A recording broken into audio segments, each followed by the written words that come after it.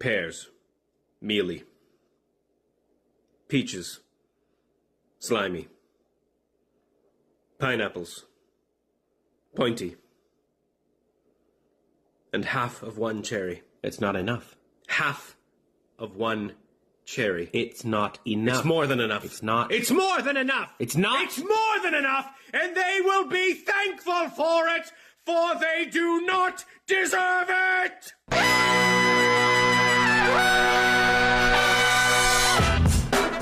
Good morning, sweet world, and welcome to the No Dunks podcast presented by Amazon Prime. It's Monday, May 12th, 2025. This is the Classic Factory. I'm J.E. Skeets, and alongside me, as always, Tass Mellis. Podcast listeners and cherry lovers. I just had some yesterday. They were great. This one's for you. Next to him, it's the bearded one, my top shot hot boy, Trey Kirby. Hey-yo. Hey-yo. And over yonder, making the magic happen, super producer JD. Hello. There he is. And here we are. Hello to everybody on YouTube. Hello, podcast listeners. On today's show, we're going to get you all set for tonight's Game 4s in Madison Square Garden and the Bay.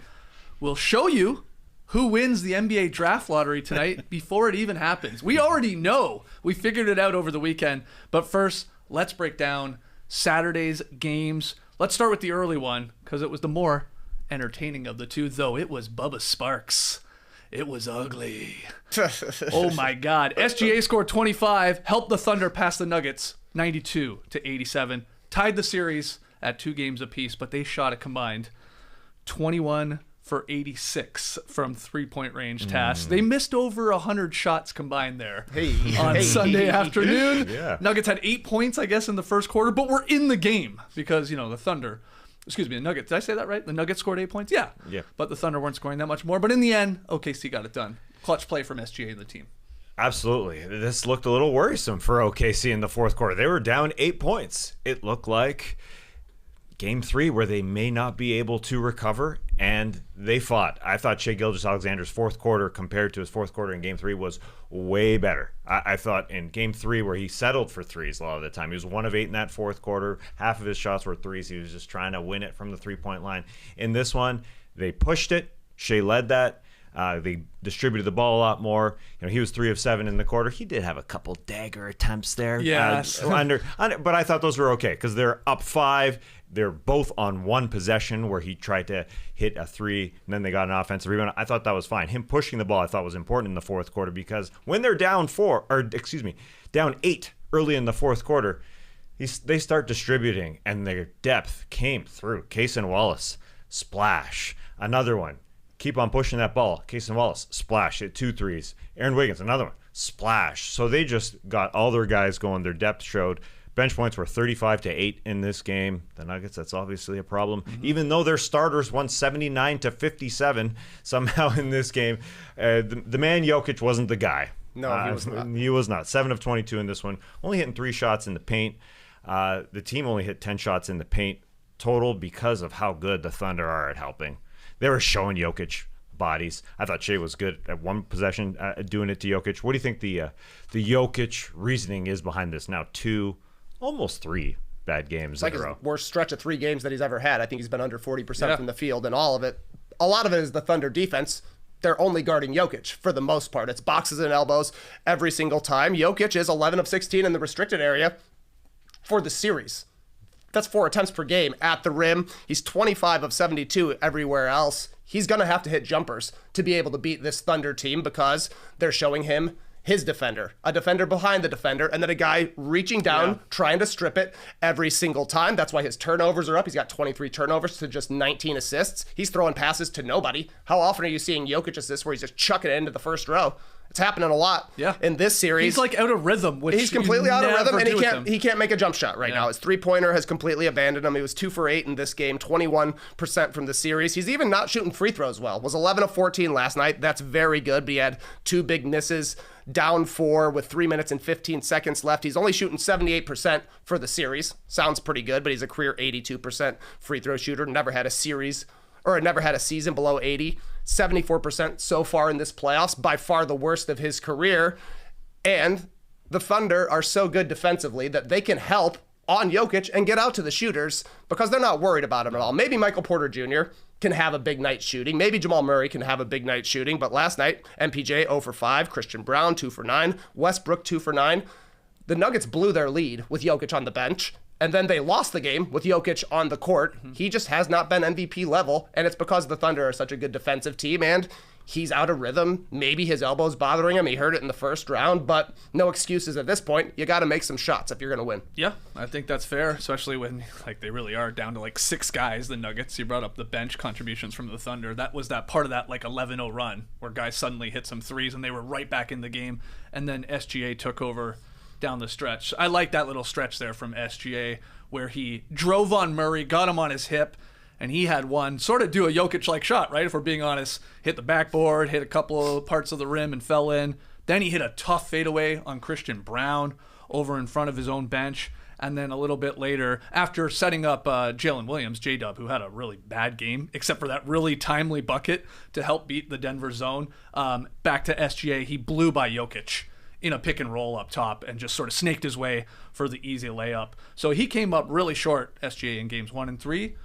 But really good reminder, I thought, in Game 4 that this guy is among one of the most clutch players in the league over the last couple seasons in regular season. So big game for him. And I mean, again, it got really close. It was a dogfight, it was a rock fight, whatever, for them to pull this out. Otherwise, they're down 3-1. And I think people would be saying, I don't know if they can win 3 straight. Oh, of course. Against Denver. So they may save their season there with that game. Oh, yeah. The resiliency of this team showed in the fourth quarter. Again, down 8 points early. They all came together. And we would be talking definitely about OKC in general and Shea in general if Denver could hit some jumpers because Shea missed 3 shots and had a turnover within a span of a minute 30 from the 2-minute mark down to 30 seconds because he tried to win it, then he lost the ball off himself, and then it was fine him trying to win it because Denver couldn't hit a shot. So what does it really matter in the end? Because they just had a bad fourth quarter. Really, they just fell apart. Is it the depth? Is it the 36-hour turnaround everyone was talking about from Friday night to Sunday afternoon? That was the problem in the first quarter for sure. 25 total points. They should never do that. They should never have a game that quickly. Yeah, I mean, Chet even said it in the mid-game interview, right? He's like, this is basically as close as you can get to sort of a back-to-back in the playoffs because we played that night. It went to overtime, and then we have the afternoon game.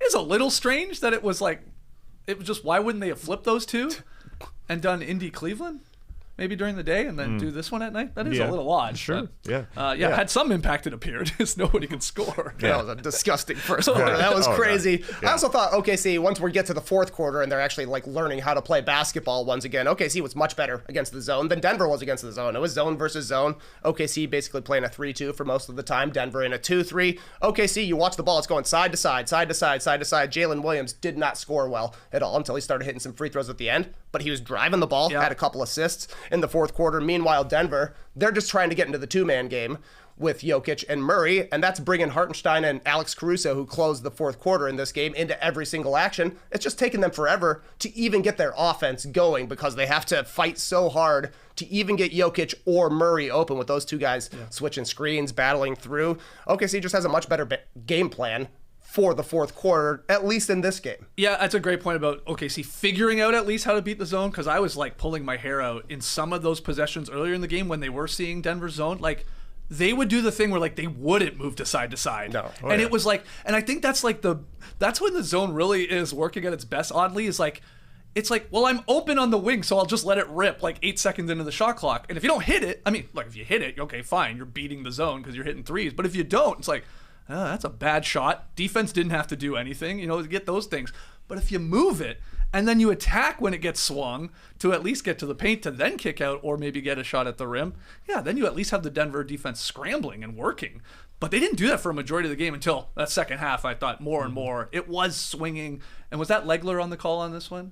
If I remember correctly. Billis, I think. Jay Billis. Billis. Jay Billis. He was pointing that out, that it's this is when this was when they're doing their best, when they actually just make it move a little bit. Yeah, and it looked like OKC's season was on the line here as they were struggling to move the balls into the third quarter. They lost that third quarter by 12 points because they couldn't move it. And then the fourth quarter, all right, we're down 2-1. We're here in Denver, back-to-back games. It looked bleak. Yeah. But they finally decided, all right, I mean, we just need to move the ball. And Trey just mentioned Alex Caruso for the first time. It's crazy that we took this long to mention Alex Caruso because I thought this guy is their heart. He was the guy who was resilient enough, is the older guy to say, we ain't losing. Unk. You Unk, yeah. 31 years old. 31-year-old. He's the old guy on this team, no doubt. But he was awesome defensively the entire game. Every single minute he played. So he showed resiliency. And then, he decided we're moving the ball. I mean, he was part of that as well.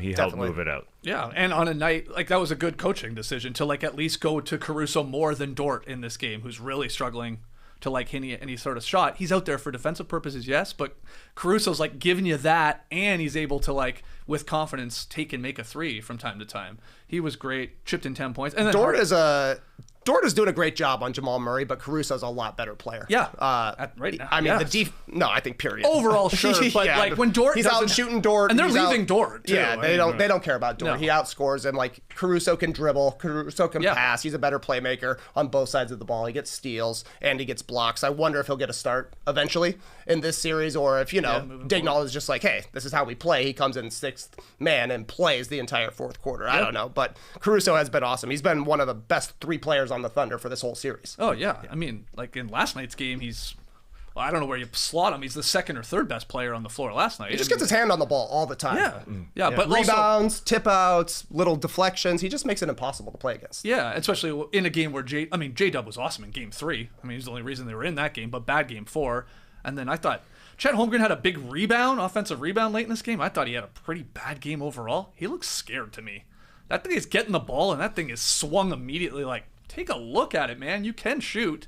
But it's Caruso and Hartenstein. I mean, I guess give the game ball to Sam Presti for getting those two guys in the offseason, because, like, they were huge difference makers. Caruso we already talked about, but Hartenstein, like, 8 points, okay, but 14 boards. He had a steal. He had a block. And just, like, those two guys just playing with some tenacity, knowing, like, our season's on the line here, guys. Like, we got to just at least play harder than them.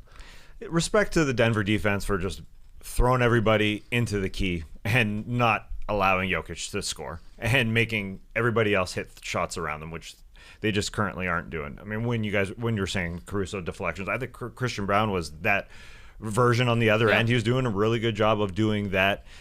So he's future Caruso for sure. Yeah, he's been 100% is. Yeah, he can be around. Shave forever. his head. Yeah, start losing your hair, shave his head. He's got that beautiful '80s villain side part going on right now. But as soon as he starts hitting male pattern baldness, he'll really take off.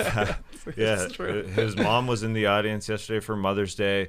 Danielle, my wife, said, "Oh yeah, I can see the likeness." And I said, "What?" I didn't see it. She said, "Well, their upper lip is very similar." I said, "Okay, wow." Yeah, I guess." As they showed it multiple times, like, okay, it came back around. I said, "Yeah." I see a couple lips there. Okay. I was watching the in-arena feed for Denver, so they showed it multiple times. Oh, really? They showed all the moms out there.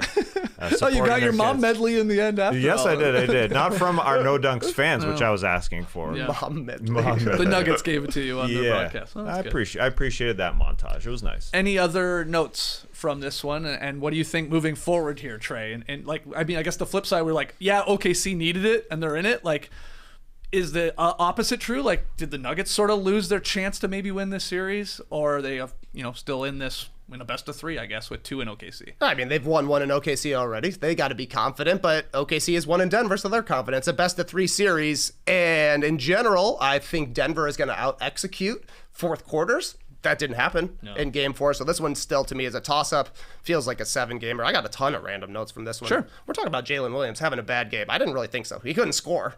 That's absolutely true. 2 for 13, but 6 of 6 at the line. Made the last 4 for the Thunder. Had 5 assists. I mentioned how good he was attacking the zone. I also thought he really brought the defensive intensity in the first quarter, setting the tone for the Thunder. He was guarding Aaron Gordon. 3 steals and a block in the first quarter alone. He was all over the place. He just could not make a shot, which was true for a lot of people. What else?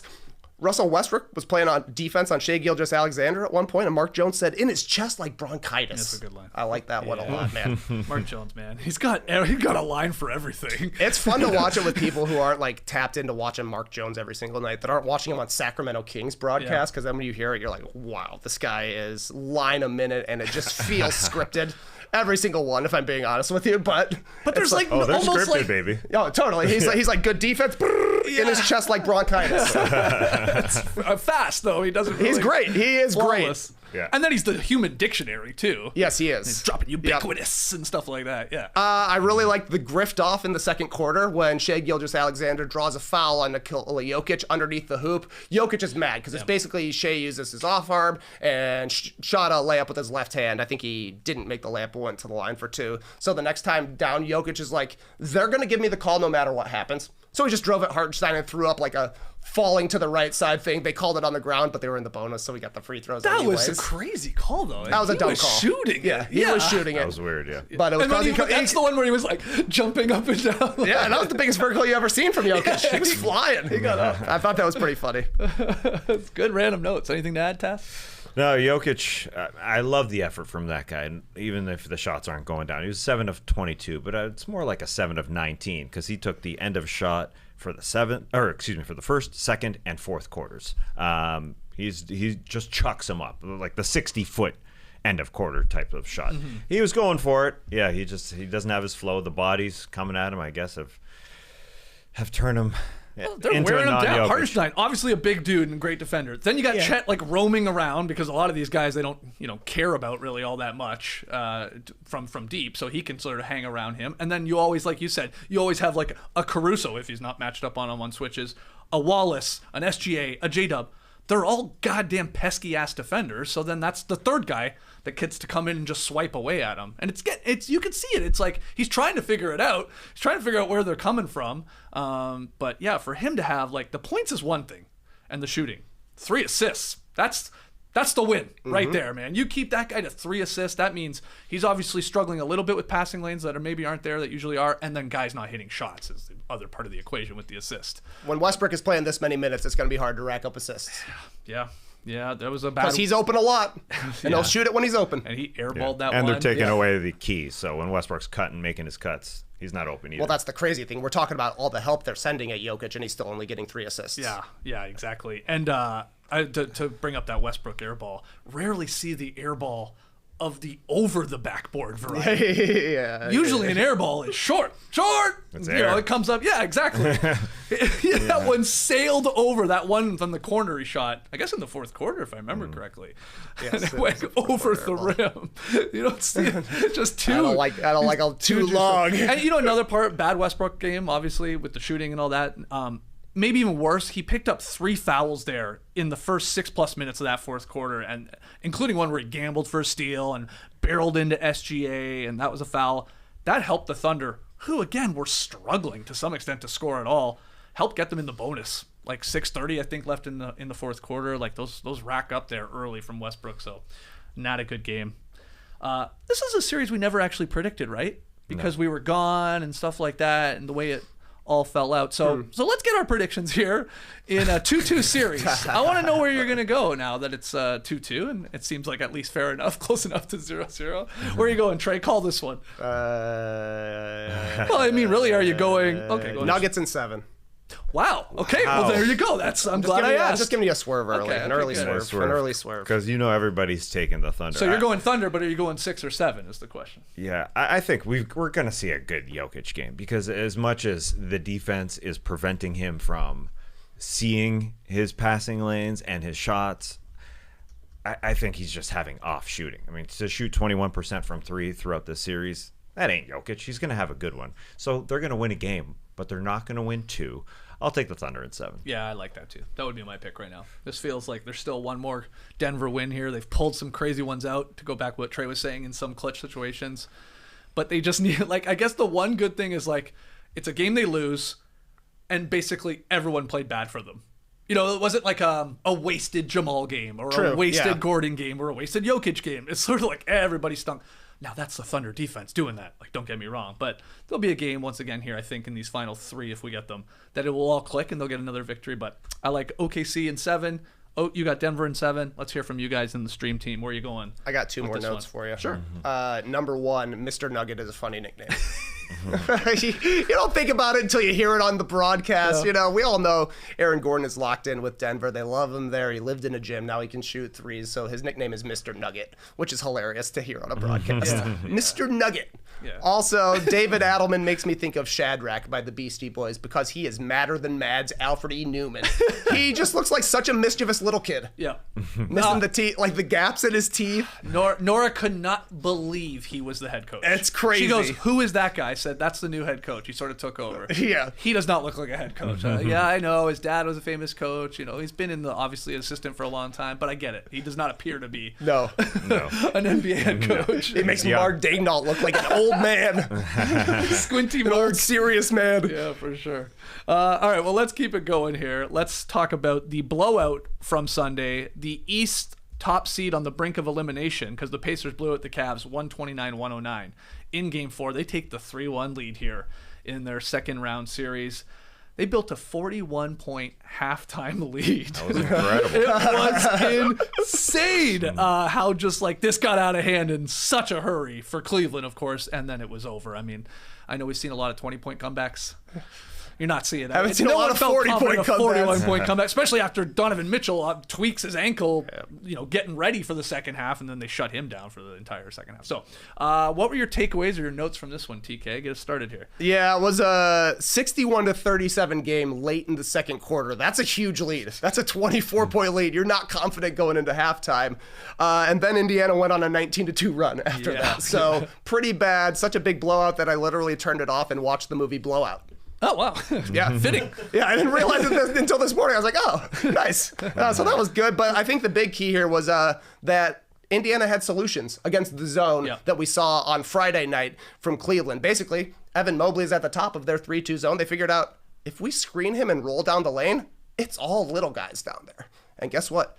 Ty Jerome ain't doing nothing at the rim. Darius Garland ain't doing nothing at the rim. They attacked every switch in the post. It felt like whether it be Siakam or even Obi Toppin was scoring in the post. I don't know if they beat every single mismatch down there, but it seemed like they went at every single mismatch down there. Siakam finished with 21. Turner had 20. Obi Toppin had 20. I was a little worried early in the first quarter. Pascal picks up 2 fouls in the first 4 minutes of the game. He's playing pretty well. I'm like, uh-oh, this could be bad. Yeah. Turns out Obi Toppin leads Indiana in scoring in the first quarter, hit some threes and stuff. So I just think it's been, this was certainly a dominant performance from Indiana. And I think that their bigs have outplayed the Cavs bigs for the majority of the series. Now, obviously, Evan Mobley missed the first 2 games, but he was decent in Game 3. But in general, Siakam and Miles Turner have been better than Jared Allen and Evan Mobley have been for the Cavs. That should have been one of Cleveland's advantages, but it hasn't been, and you got to start casting some aspersions at Jared Allen here.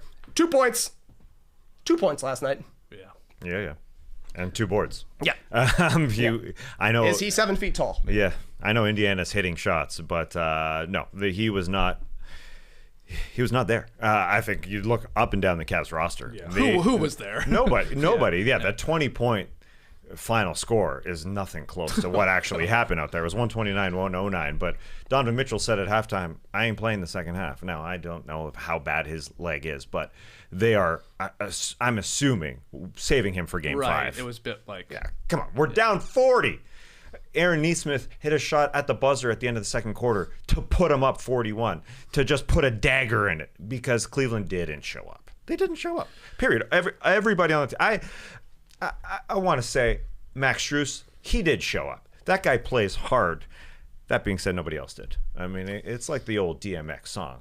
Where the Cavs, where the Cavs, where the Cavs at? That's what I was singing. Where are they? They did not play in Game 4. And now the Pacers obviously solved the zone, and they were awesome. But when Pascal Siakam goes to the bench and here comes Obi Toppin, he's just doing backdoor baseline cuts. Yeah. You're not ready. You're not ready. All these guys were not ready for this game. Cleveland had 14 turnovers and just 8 made baskets in the first half. And I went and watched all the turnovers again this morning because I remembered watching it live last night. I was like, God, these are ugly. Like half of these don't even feel like forced by the Pacers. And a lot of them weren't. They had 6 Cavs players, had 2 turnovers each in the first half here when they were down a million. Jared Allen, he sailed one over Mobley's head in the corner. I don't know, he was rushing, he was panicked, I don't know. It went like 10 feet over Mobley's head over in the corner. A minute later, Allen had another turnover where he was like, he was trying to wrap a pass around to Mobley, like in the paint, like shoot it, big man. Like it's a little hook shot right there. Not long after that, Mitchell rifled one out of bounds. Like he saw, I think it was Max Strus, like cutting backdoor, but it was like 3 feet behind him. He got a fingertip on it, but turnover. Max Strus threw one at Allen's feet.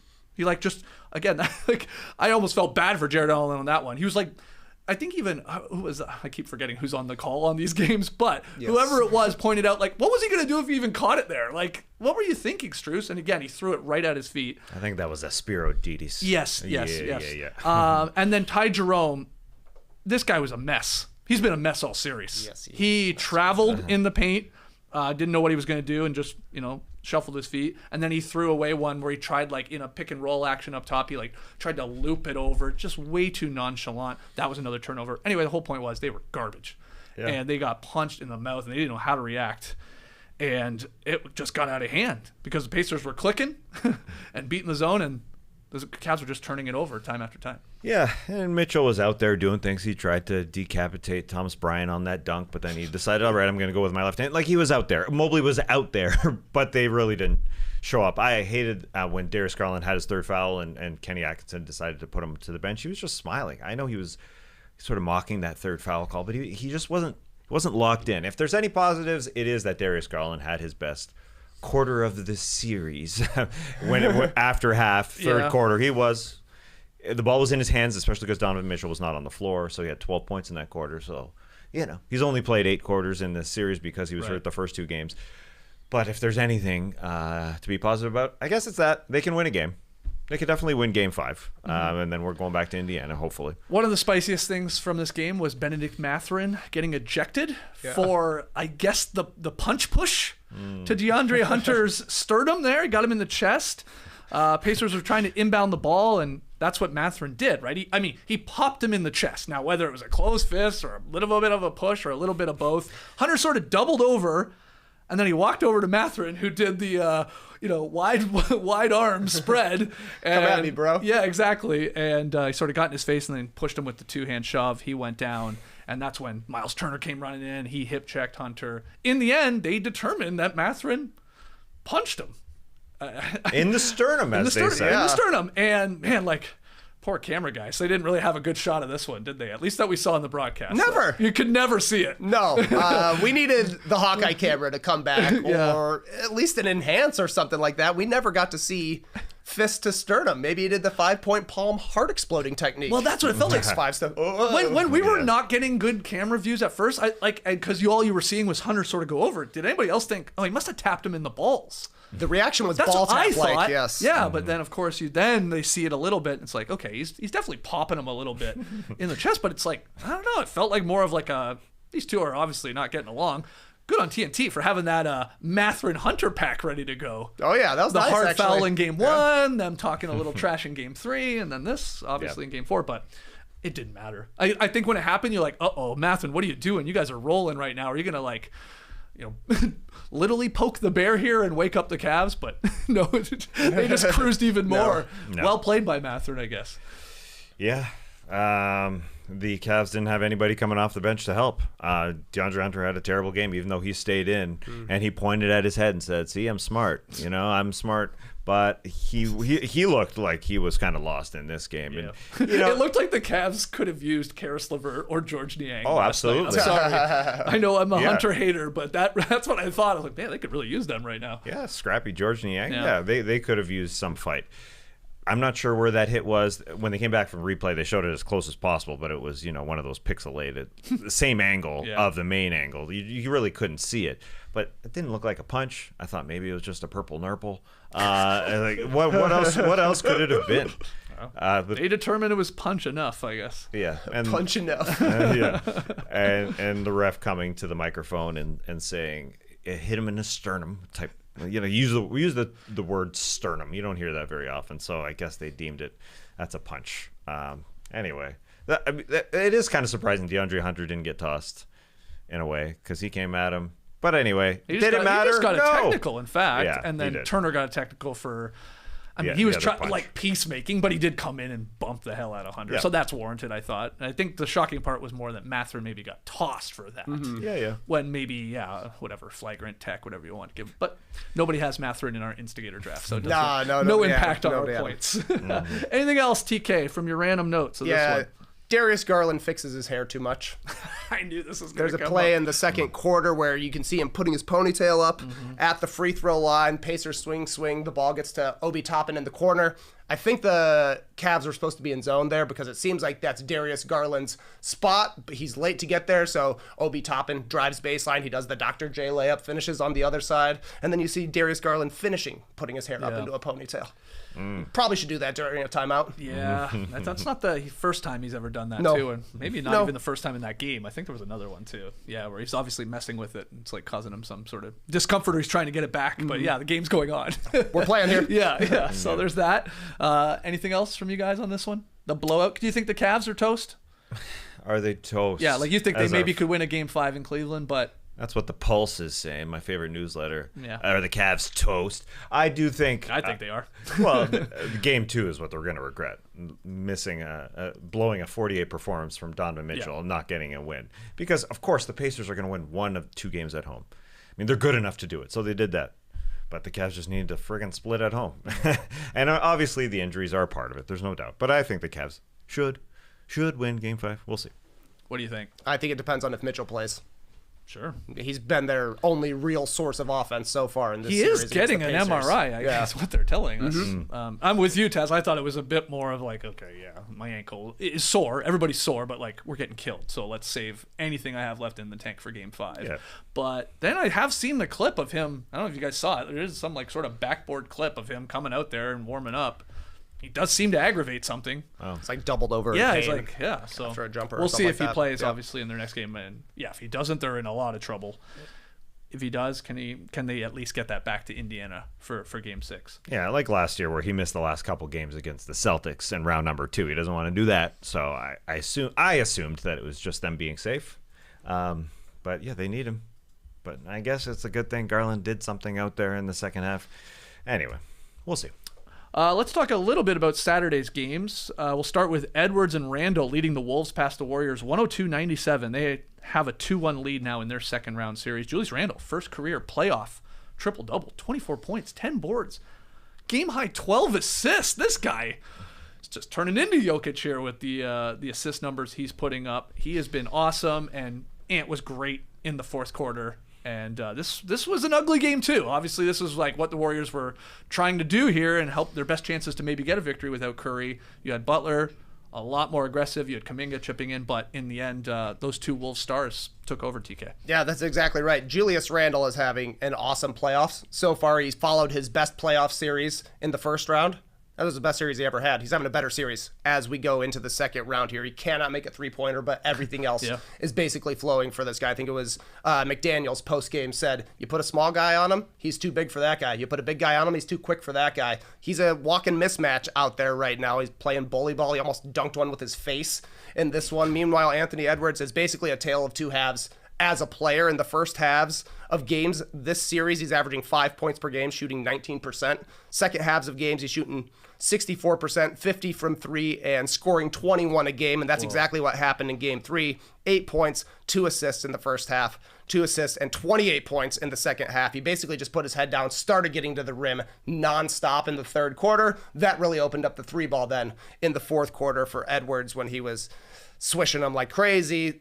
These guys are playing great games. Anthony Edwards, Julius Randle, and still in the tensest moments of the game, they're going to swing for a McDaniels wide open three-pointer. Yep. You got Julius Randle. Didn't want to pass the ball to Rudy Gobert earlier in the season. Drops it off to Gobert for an and-one dunk to throw it in. And then the icing play of the game, the board by Randle kicks it to Anthony Edwards in the corner. It's like, this is exactly the point.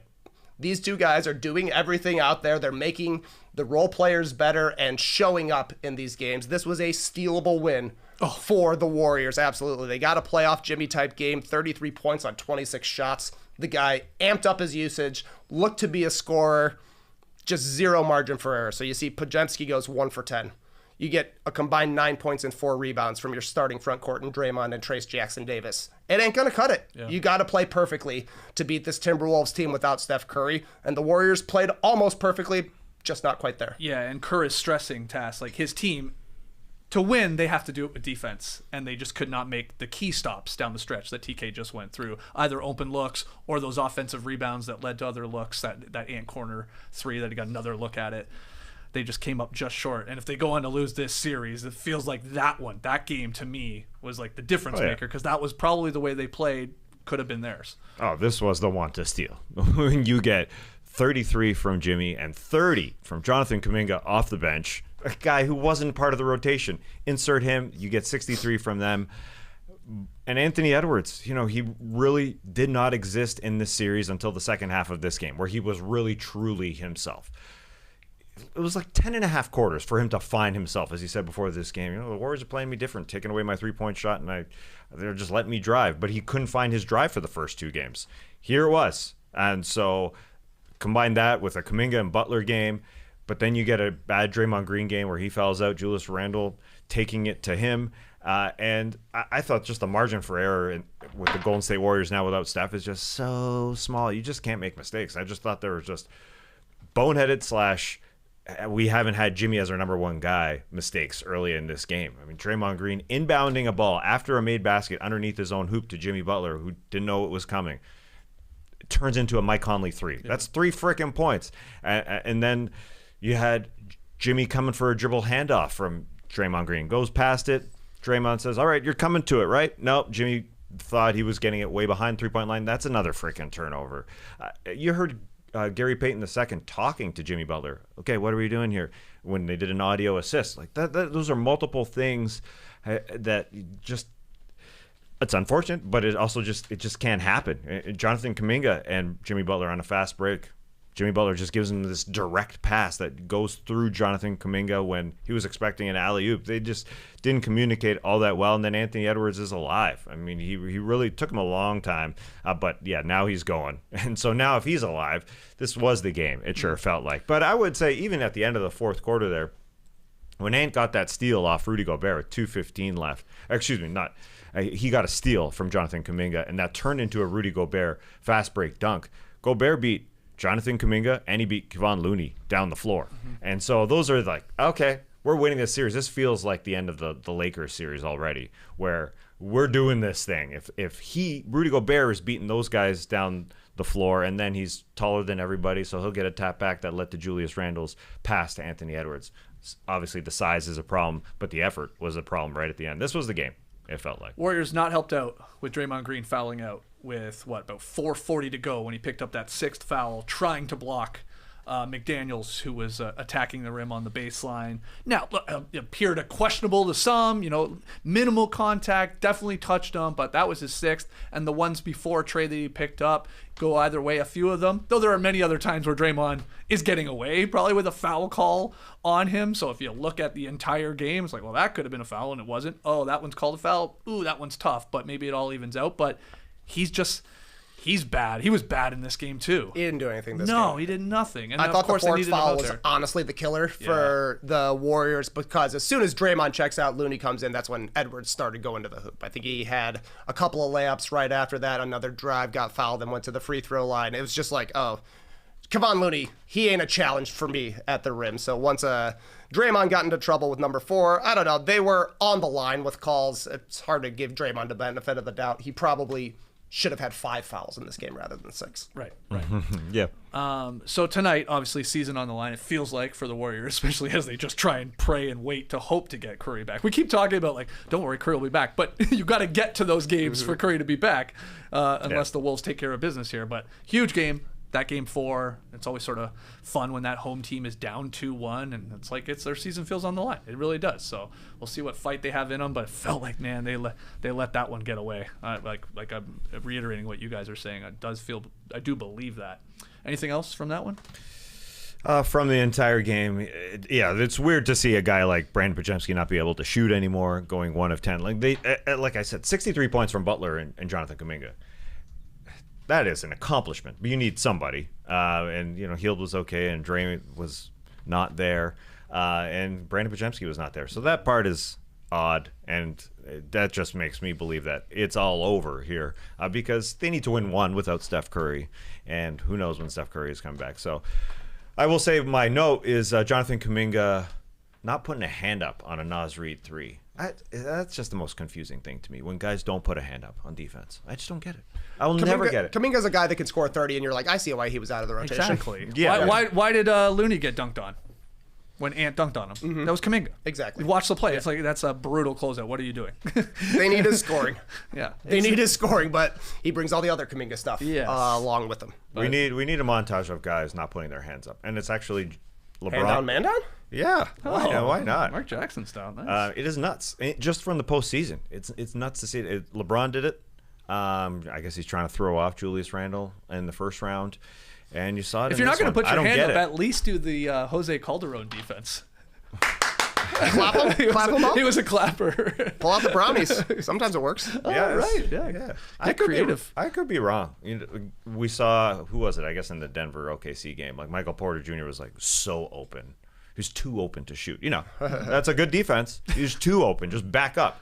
Or jump like your Luke Cornett from like 15 feet away. I mean, there's different defenses for 3-point shots, but I hate that. I hate the non-hand up. These guys are tired, man. Yeah. That's what it comes down to.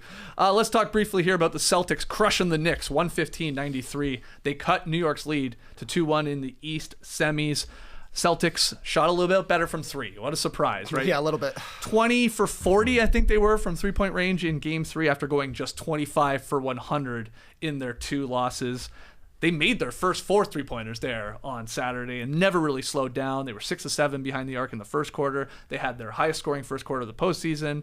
And, there was times where the Knicks tried put together the little comeback, but I thought Mazzulla was on it. Quick timeouts when it was cut to like 17 or 18. Like, no, not this time. Look, we knew this was going to happen. It just happens here in Game 3 for the most expensive ticket in town, which you also probably could see coming. Honestly, haters' paradise to see this happen to the Knicks. Tough stuff. People were talking this up as the biggest game in 25 years, right. And they got smoked, destroyed by the end of the first quarter. Everybody knew, like you're saying, the threes were going to drop eventually. The good thing for the Knicks is that they've gotten 2 bad shooting games from the Celtics, and they were able to win both of those games because basically, if Boston hits their threes, it doesn't matter what the other team does. Boston is going to win. That has been the story this season. Definitely was the story last season as well. The Knicks defense was not as good. The Celtics love to do a double screen up top for their ball handlers. The Knicks were pretty good defending it in games 1 and 2. In this game, they were not very good at defending it at all. Towns was just way too far back, basically at the free throw line. So you're given step into a 3-point shots to Jaylen Brown, to Jason Tatum, guys that want to shoot that shot, and they made them in this game. I thought Jaylen Brown's post-up game was giving the Knicks a ton of trouble as well. He would get down, usually would have Brunson on him in the post, bash him in a couple of times. They send help, swing. Somebody's hitting a wide open 3. Pritchard was awesome in this game, had a really good first half, finished with 23, but 13 in the first half, had a couple assists, had a couple of threes, catch and shoot, drive and kick. They were just playing Celtics basketball, and the jump shots were actually going in. So they made 23s compared to 25 through games 1 and 2. It's that simple. Yeah, and Pritchard definitely, I thought, robbed MSG of their energy, right? Because he was hitting those threes. He was actively looking for a shot. He was playing with some freedom. There was no doubt Mazzulla was trying to get through to these guys. Look, keep gunning them. Just do it with confidence, and obviously be open and we can get a better shot. But yeah, they just knocked him down. Again, we knew this was going to happen. It's just a matter of when. So they do it in this game and got another 20-point lead. They've had a 20-point lead in every game, Tass. The Knicks are going to need to stop that, even though they're up 2-1. They're going to have to change that part where they're down 20 in Game 4 and moving forward here to win this. Yeah, it looked like the Knicks were getting way away from the ball handlers. Like, Cat was sagging. And even the guys guarding the ball handlers weren't getting in after it. Maybe they were just like, okay, well, you guys weren't hitting shots in Game 1, Game 2. We want one pass shot possessions. Obviously, nothing worked in this game. Yeah, the effort wasn't there defensively. Payton Pritchard may have sucked the energy out of MSG, but that guy's been really good in this series. He's been banging home threes. He's the one guy who's been pretty consistent through 3 games. That being said, I don't know what happens with Cat. He's not on the injury report here, even though we saw him shake his hand. You saw everybody on the internet doing the the little reading his mouth, reading his lips. I broke it. It sure looked like he said for his left hand, which is his non-shooting hand, obviously, so maybe it's okay. But it looks like he's playing through it because he's going to tough it out. So maybe that's a good thing for the Knicks. We're going to play hard for that guy. He's playing with a broken hand because it definitely looks like, it's something that he was favoring the entire game. Yeah. Also, worst game for Mitchell Robinson in this series so far. Had played pretty well in games 1 and 2, but that didn't work out in games 3. They just decided to do the whole foul him thing again, especially in the penalty, and it paid off. He was 4-12 at the free throw line, and another air ball of this guy, and again, that's a thing that just like deflates the crowd a little bit, especially when he's not hitting them, and you're like, oh god, what's going on now? Do we have to get him off as well? So they continue with that. The Celtics just stuck with what was working in games 1 and 2, even though they were down 0-2. Like our offense, our shots, our 3-pointers, and our strategy even with him, and it paid off in this one as they built the big lead and never really were in any scare of giving up this one, TK. No, not at all. They definitely played the same style. They were probably smarter about how they went about getting threes. I thought most of their shots in games 1 and 2 were pretty solid as well. Some of them were hurried, but there was definitely an intentional, let's get in the lane and play our drive and kick style. They were great. Horford, I thought, was awesome in this game. 15 points and 9 rebounds, and he just looked like the fastest guy on the court during the second half because it was like a 3 parade in the first half, and then it seemed like a track meet more so in the second half, and Horford had a lot of energy to be beating Robinson and Towns down the court. Mazzulla, the quote after the game, still down 2-1, of course, in the series, but you've got to tap into your darkness. This guy's all about the darkness right now and the hole that they are. He believes in a thing called love. Nice reference. Did we hear that at the wedding? We did. Yeah, good. Yeah, we good. did. I thought we did. I think we heard all 3 guitar solos. He did like to play a lot of the songs. He would play the whole song, no problem. But then again, like, why wouldn't you when the crowd's going that crazy and singing People along? doing their claps. Yeah, exactly. Just rhythm. All right. Any other notes? Yeah, I got a couple. You could tell how Horford was fired up because he jumped too early on the opening tip twice. That was funny. How's that not illegal? It's like, should be like hockey to me. Because you can't do that in hockey. Swap them out? Yeah. That's a good idea. You can't just keep jumping. He should have kept going just every time. Every I think the single Knicks time. did get it, right? I think the Knicks, did they get the tip? I don't think know. they did. I in did the too. end. Yeah. I think they did. They did get it. I was thinking about JD a lot every time they would cut to the Knicks outside party, like outside of MSG. Tons of people, packed. And it's right in front of a pickleball club. Like, can you imagine if you made your reservation for like 4 o'clock on Saturday? Like, oh, nice. Then we'll go down to the club, play some pickleball. You show up and there's 80,000 Knicks fans standing in front of the entrance. I think Worldwide Wob tweeted that was something so funny. along those lines. Like, you imagine showing up for your pickleball game today? I'd be pissed. I'd be furious. Well, you were livid this weekend because we had so much rain here. Oh my God, Saturday. I was editing a pickleball video instead of playing pickleball. I was we're going to show you that upset. in a second. Yeah, that's coming up. Yeah. Segue. Yeah. Anything else in that one? Well, if you want to be positive, you can say the Knicks haven't won, or excuse me, the Celtics haven't won a clutch game in this series yet. Hey. They weren't banging home threes in a clutch situation here because it was a blowout. So if the Knicks just make it close in the fourth quarter, we'll have some fun. I thought you were going to say positive for the Knicks, because they have not had a good offensive game either in this series. Like, they haven't. Like, and they were a really good offense this year. Yeah, that's true. That could be unlocked for one of these games for sure. You are a little worried about the Cat injury and how much of an effect that is had on him, because I think he's been pretty bad, sort of overall in this. He was taking some bombs there. He was like getting even deeper and deeper with some of those 3-point attempts on Saturday, but not really falling all that much. Okay, we'll see. On a 21-15 game for him, even though he good numbers, Yeah. but he missed a lot of shots. He was like 5 of 18, and you guys were talking about the defensive drop, like way out of the play. The defense was the problem. Yeah. Yeah, he wasn't taking a ton of threes in this one.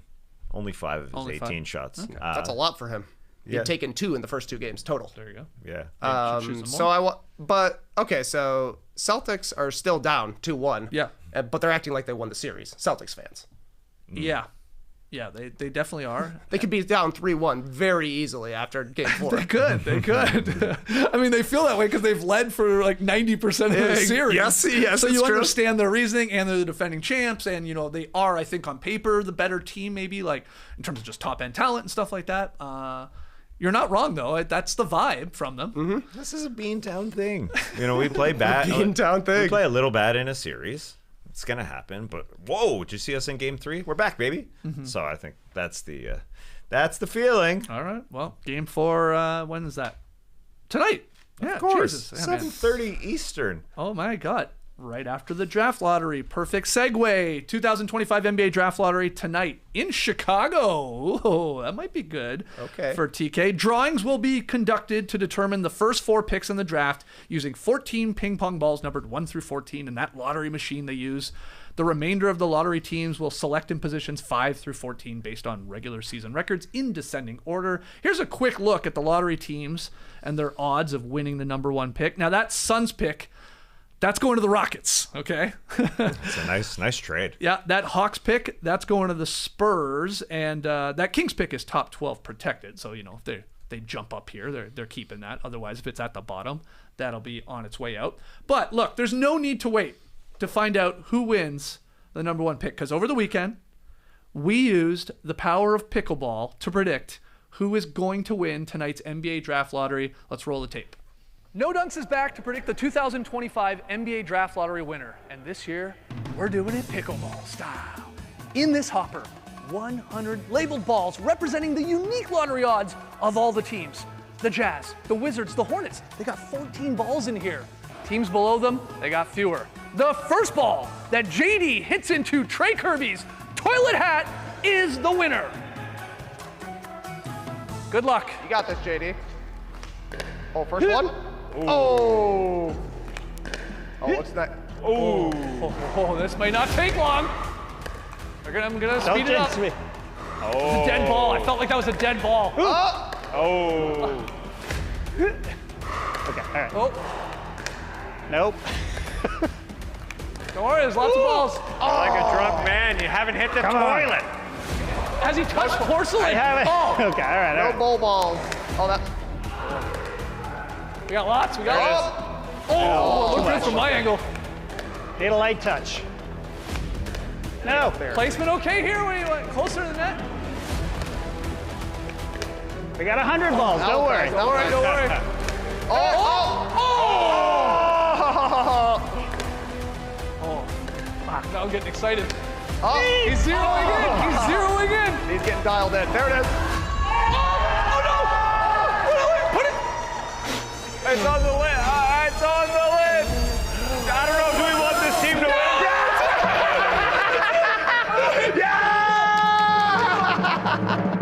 And the winner of the 2025 NBA Draft Lottery is the Utah Jazz.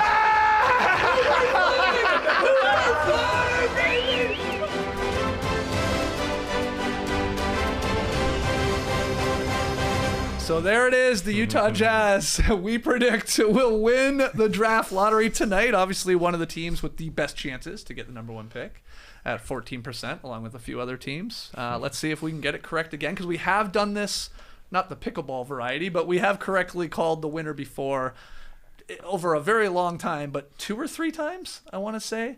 I know we did it a couple years ago with Paolo and the Magic. Okay. Trey pulled out, even though it took like 8 attempts to pull out an egg. The egg, the egg was tough. We did get there, and the Magic won. And then way back, you in a shower once with an industrial fan and a bunch of paper did pull the Cavs. One of the years they won. I couldn't remember if there was one other time. That was Mattio's showers, personal shower. Yeah, that was his personal shower. I've never showered in that shower, but I have picked the right piece of paper. Yeah, so we've done. We had the wind in the starters days. Yeah, in the studio. And you got that one right too. Sixers? Maybe like Markelle Fultz draft? Maybe? I think it's 3 times we've correctly called it. Yeah. I did. Sounds right. Yeah. Yeah, I feel like we had a malfunction, bad take on that first one. So whoever I picked on the first one had to go back into the hopper, and then we picked the second one. Well, bang! Can happily say no retakes, retakes on this pickleball video. And JD, you edited a beauty there, I thought, and great shooting too. Yeah, thanks. That shot in pickleball is you're trained not to do that. Yeah. You don't want to pop it up Yeah. like that. Like hit it mid, like you're dead if you do that in the actual game. Should we have had you smashing it at Kirby instead? Try and bank it off the back. I mean, it occurred to me, take off his shirt, let's welt him up, ice chest style. Right. But he didn't lose. He didn't lose a pick and payoff or anything. So Good point. That's a good pick and payoff next time. Yeah, next time. Yeah. Next time. Just get pelted. Pickle chest. That would hurt. It won't be that me. would hurt a It'll lot. be Rachel doing it. Then. She's we can't do it, man. She is crazy out there. I got to commend you for when we do get the ledgy/wedgie there. And like I thought it was going to fall off because it looked more on the side. I mean, it was closer to me, but I thought it was going to fall towards me and not in. But you did not move an inch. Statuesque. I mean, I was doing the joke like blowing on it. I don't think I was having any impact on it. I don't know how it went in. I don't know either. But you just stayed like steady as a rock, and then it just fell in. That was beautiful. So we'll see. Beautiful ending. Hopefully, I guess from our perspective, we either want the Utah Jazz to win, because then the video will go viral, or two, we want the Toronto Raptors to win with a 7.5% chance. I did have some people asking me when we were making the balls, and by the way, there was 100 balls in there, all representative, but 7.5%. How do you do that? I put 8 in there. Oh, round up. Don't you worry. And then, or the Bulls. Yeah. With being in Chicago, what'd you say, having the Derrick Rose odds? They got the Derrick Rose odds. Could they do it again? 1.7% chance. There was Wow. 2 Chicago balls in there as well. Wow. Okay. Well, that's fair. I mean, that's I rounding had up. to Yeah. round up. Widest moment in show history there. Pickleball. Yeah, a pickleball draft lottery where the Utah Jazz won the right to draft Cooper Flag. Yeah. You ain't gonna beat that. Yeah. If only we were wearing cowboy boots. Yeah, exactly right. That's a great We're listening point. to Vampire Weekend. Pooper. I mean, I really hope it is go to the Jazz tonight, because like you're wearing a toilet hat. We're even screaming like Pooper Flag. Like it's Poop for Coop. It's so good. All right, so we'll find out. That's at 6:30. Excuse me. That's at 7:00 tonight. I said 6:30 because we're gonna jump on playback a little bit early to live react to the draft lottery. So if you want to join us on playback, that link is in the show notes.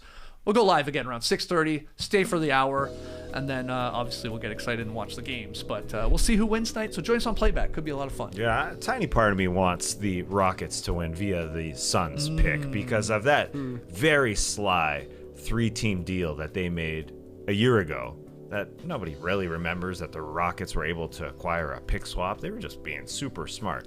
So if you get Matt Ishbia to eat that, I mean, that would be so tough for Phoenix Suns fans. That would be incredibly tough. Just because you traded this pick swap, that would be so smart of Raphael Stone and the Rockets to get the number 1. What pick. about even the Rockets jumping like into the top 4 with that pick, with that Suns pick? Because then, and we'll talk about this probably tomorrow or this coming week.